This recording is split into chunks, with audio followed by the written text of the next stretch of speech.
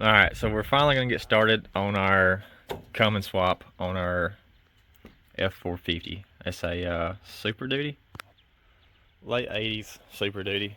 It's got the 7.3 IDI. We've got a Cummins over there. It's going to be a 03 Common Rail 5.9 that's going in. So we're going to try to document most of this process. It's got the 6-speed we're putting in behind it. Like I said, this is currently the 7.3 IDI with the 5-speed. All this is going to be coming out 6-speed, and the 5.9's going in. Can redo some wiring, try to make everything work, and hopefully have a good truck. We'll have to redo our headlight lenses. We've got our 2010, 2014 Camry HID headlight conversion. You have to make the lenses because you can't get aftermarket lights. But anyways, yeah, if y'all think you'll find this enjoyable, follow along and we'll try to document every step. That way y'all can see how to do it yourself.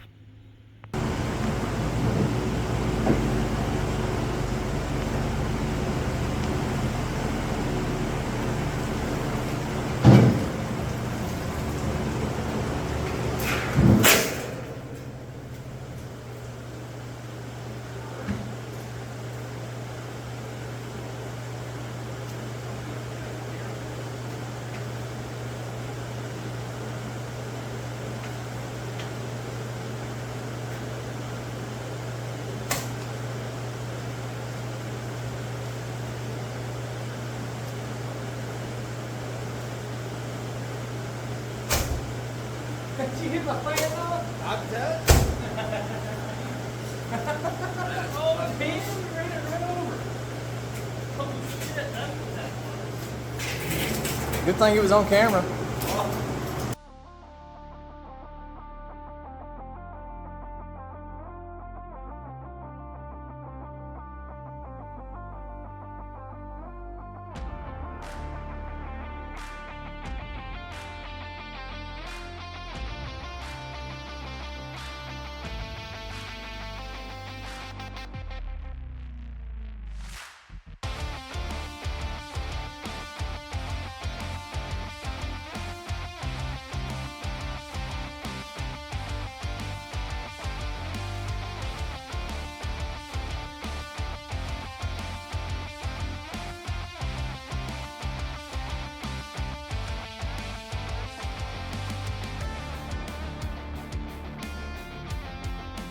What kind of issues we running into now?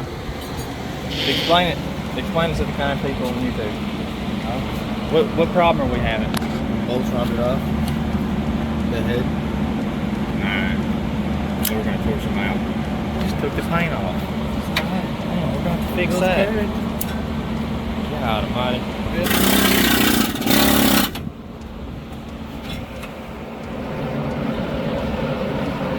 Did you get it? No. My boat.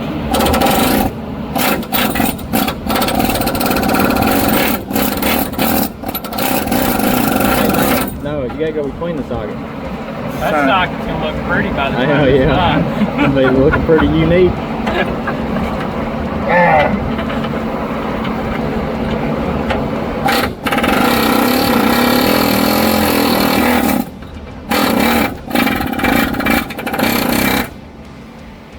I'd tell, but I don't think I want any ownership on this one. That No. socket's gonna come out. I think we're shit out of luck, Noah.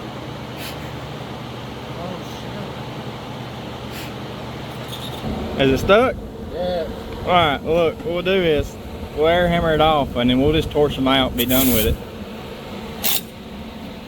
Just sit right there, Noah, while he does this. Watch my nuts.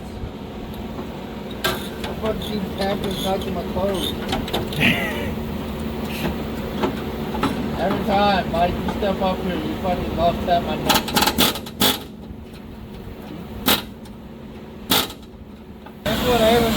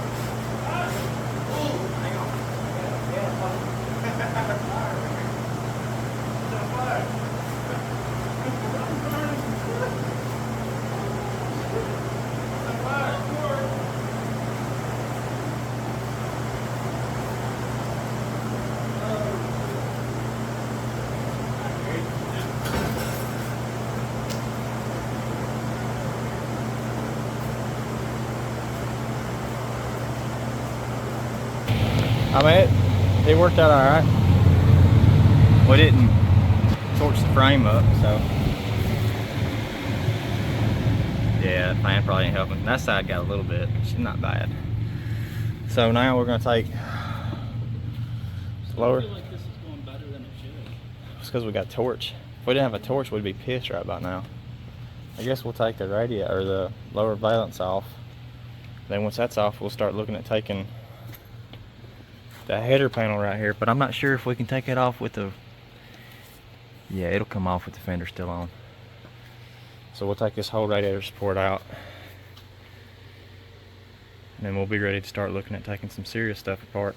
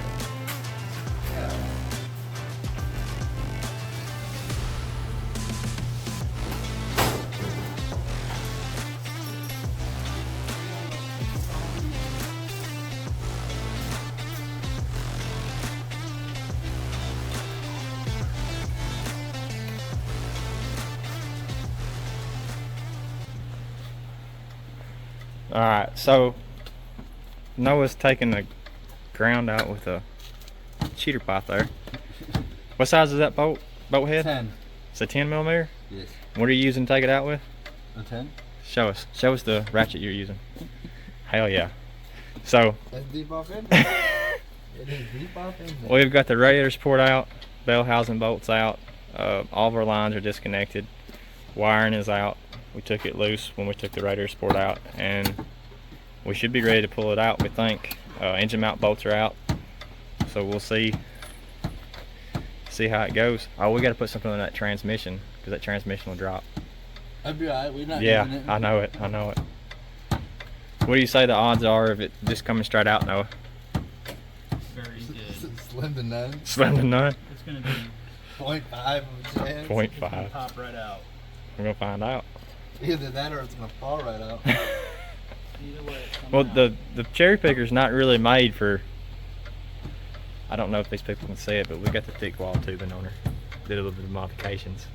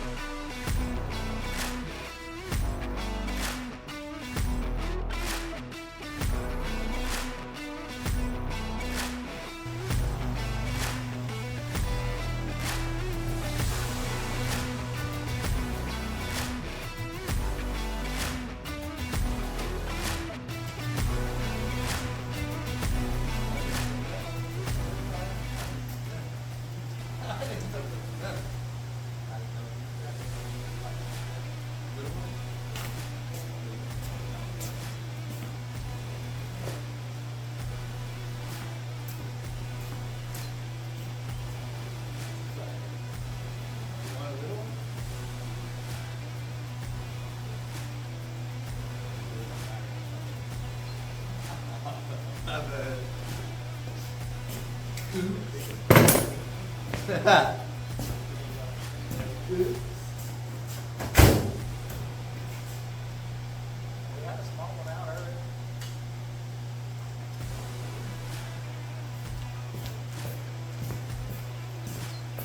going with the smallest one now? Are you being a jackwagon? Now he's getting cocky.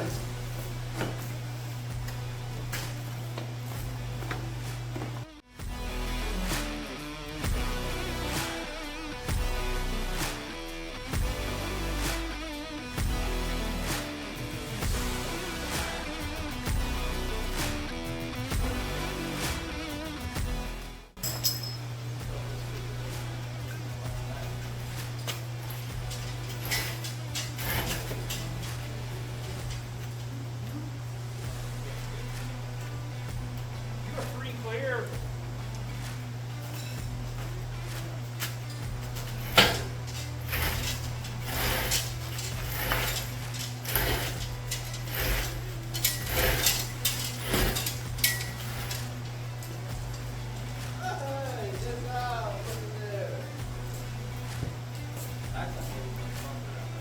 That is pretty fucking big.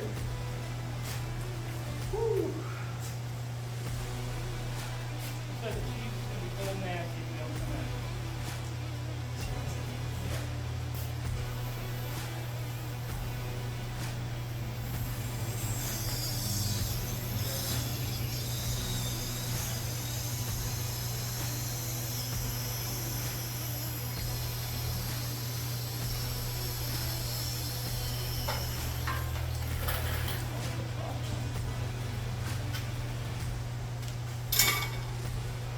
Alright, so we did finally get the engine out.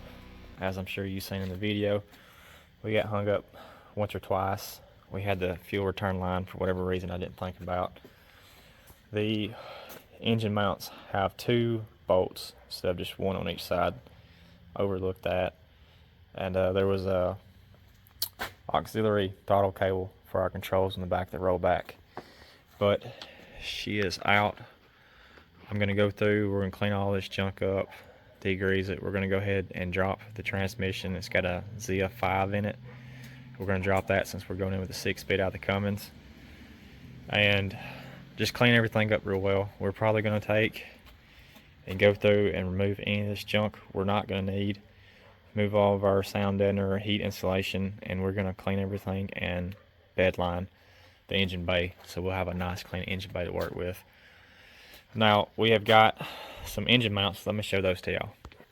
We got this engine mount kit from Carrick Customs, maybe, if I'm saying that right.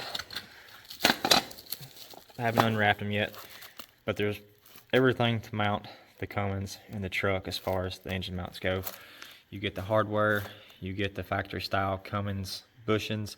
That way if you have an issue, you can get everything from the parts store that you need. No problem there. So let's go back to the truck and look at 1 or 2 more things.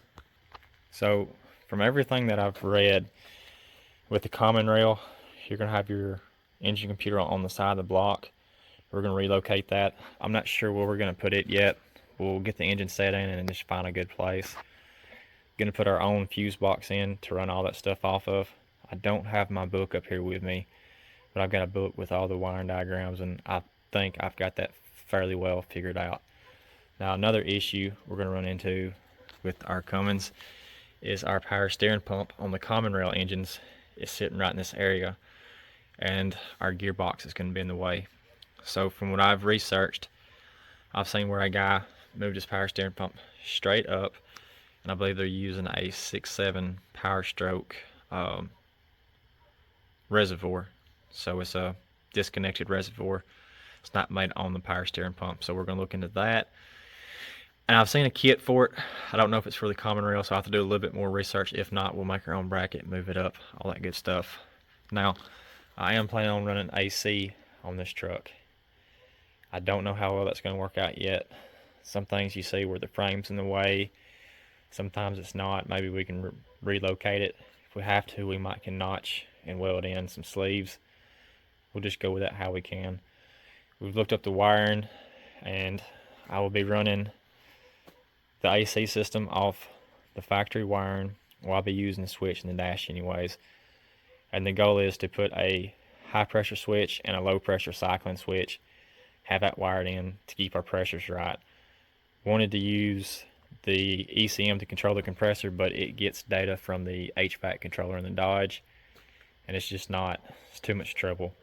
It don't run off a power signal or ground signal. It actually runs off data line, you know, CAN bus signals or whatever you want to call it. But that's where we're at. We've got our lovely little 7.3 engine out, and if you noticed in the video, it's heavy. So this is our setup. It's not really the cherry picker we should have been using, but our little 3-ton jack here wouldn't do the job for us, so we had to swap it out and put our 8-ton jack on there, and that did the job, so that worked out well. I was worried about that because I'm thinking it's going to be pretty close to the same weight as the Cummins, maybe a little bit heavier, but it all worked out. So appreciate y'all watching and checking this out. If you like it, hit that like and subscribe. I'm going to try to keep y'all updated. We've got a mess to clean up here. I don't know if you noticed it in the video or not, but when I'm doing projects like this, I bag everything we take bolts out of.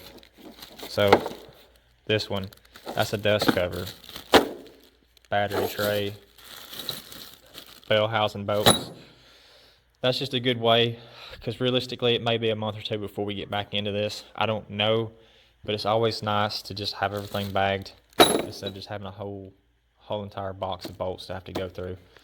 So hopefully that helps y'all in some of y'all's projects. But get all this junk cleaned up, go in, get a shower, and yeah, I'll send y'all the next video as soon as we get it ready. Next thing we'll be doing is pulling the Dodge out.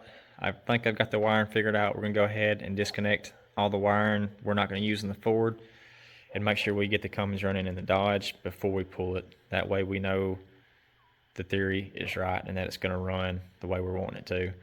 But yeah, that's it. Anyways, thank y'all for watching. Hopefully you enjoyed.